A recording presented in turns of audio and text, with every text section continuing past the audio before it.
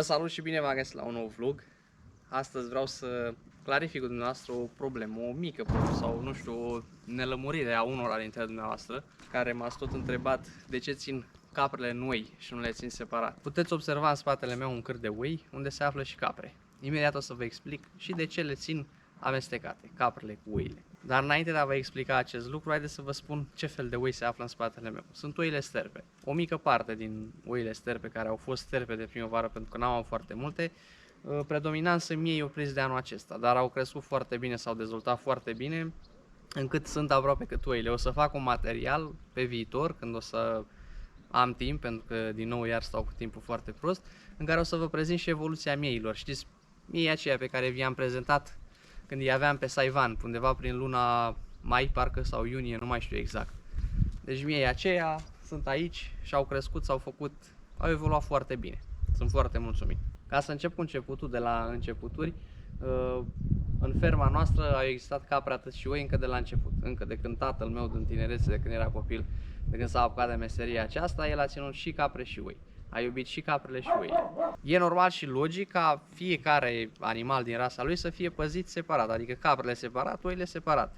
Dar din cauza lipsei forței de muncă, care este o problemă nu de acum, încă de la începuturile acestei lumi, am fost nevoit să le amestecăm și să le păzim împreună, pentru că nu avea cine să ducă și cu caprele, unul cu caprele, altul cu oile. De când am dat drumul canalului de YouTube și am început să postez videoclipuri din fermă cu caprele și cu oile, în toată această perioadă au tot apărut tot felul de întrebări în care oamenii erau nedumeriți de ce țin caprele noi. La rândul noastră poate aveți animale și nu le țineți așa. La început, într-adevăr, au fost anumite probleme până s-au obișnuit oile cu caprele și invers, dar stând de ele și ocupându-te de acest lucru cum trebuie și te duci tu personal cu animalul, îl studiezi tot timpul și vezi cum acționează, cum reacționează și așa mai departe, am reușit să le învățăm, încât acum au ajuns să nu mai stea unele fără celelalte. Am încercat acum 3 ani de zile să le separăm, să lăsăm oile separat, caprele separat. Până seara pe Poiană, când am ajuns, au fugit caprele în oi, oile în capre, deci nu mai stau unele fără celelalte. Ele fiind crescute din generație în generație în ferma noastră, adică s-a născut și aici a rămas până când i s-a apropiat, nu știu, sfârșitul sau ce s-a întâmplat cu ea, vă dați seama că animalul este oarecum ca și omul. El cunoaște terenul, se învață acolo pe terenul respectiv, se învață casa lui și el așa evoluează. Ca să răspund unora dintre dumneavoastră care m-ați întrebat dacă ținem caprele noi absolut tot timpul și mai ales pe perioada gestației, că atunci să nu fie probleme când se mai bat ele între ele, când se mai lovesc și să apară tot felul de complicații, răspunsul este da, noi le ținem absolut tot timpul. Ia uzi-l pe Biță ce nervos e. Biță și-a început programul, o să fac un material cu el să vi-l prezint într-o zi și să vă explic ce face, pentru că în zona noastră s-au făcut foarte multe prune și e o nebunie totală acum cu animalele și cu oamenii totodată, pentru că dacă prunele se fac foarte rar, vă dați seama, omul vrea să-și adune pruna, dar nu înțeleg că oaia nu se urcă în prun ca să mă începem. Dar vom vorbi despre acest lucru într-un alt material. Perioada din an în care noi separăm caprele de oi este perioada din luna decembrie, după luna decembrie, acea perioadă în care încep fătările oilor.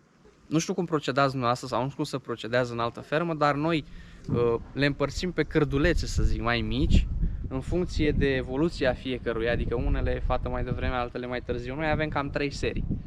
O serie care fată undeva după un 15 ianuarie, o serie care fată undeva după un 25 ianuarie și o serie de fată undeva în 15, de fapt un 5-15 februarie, să zicem. În concluzie, noi ținem aproape toată perioada anului caprele împreună cu oile. Bineînțeles, sunt tot felul de păreri și din nou vor fi părerile împărțite, unii vor spune una, alții alta și așa mai departe, dar fiecare știe mai bine ce e bine pentru el și știe mai bine ce are în curte sau în fermă și știe mai bine cum să-și organizeze lucrurile. Vă dați seama că dacă era ceva în neregulă în atâția ani de zile, dacă îmi provocau, nu știu, răni asupra oilor sau când se bat sau când se montează sau eu știu, în general, nu le țineam amestecate, le țineam separat sau nu le mai țineam ori capre, ori oi. Mai fac o mică paranteză înainte de a încheia materialul să vă spun următorul lucru. La noi în România sunt foarte puțini oameni care au și capre și oi. În mare parte majoritatea au oi, doar oi. Mai ales în partea de nord a țării, în partea de câmpie a țării sunt cârduri foarte mari de oi pentru că sunt terenurile care permit să ai un cârt foarte mare de oi, pentru că acolo la câmpie, de exemplu, ai 2000 de oi, le-ai dat drumul pe un poligon de 2000 de hectare și nu ai treabă, stai unul singur. În schimb, în zona mea, cum e la mine, aici nu ai cum să stai unul singur cu 1000 de oi. Deci chiar nu ai cum, le pierzi, se duc, se împrăștie, mai sunt și urși, mai sunt și lupi. N-ai cum. Maxim, cel mai mult să zic un 500 de oi, un cârd așa mai mare, cu un câine de întors, faci față. Bun, cam atât am avut să vă spun pentru astăzi. A venit toamna, Doamne ajută, s-a răcorit, e mult mai bine. Vor începe foarte multe treburi, chiar dacă am probleme foarte mari cu spatele.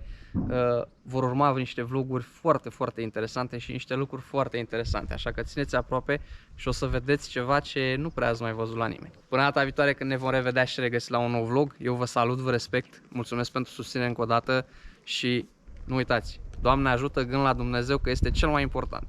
Dacă ai sănătate și ești sănătos și sănătatea ți-o dă doar Dumnezeu, le faci pe toate. Nu ai sănătate, nu mai faci nimic. Pa, la revedere!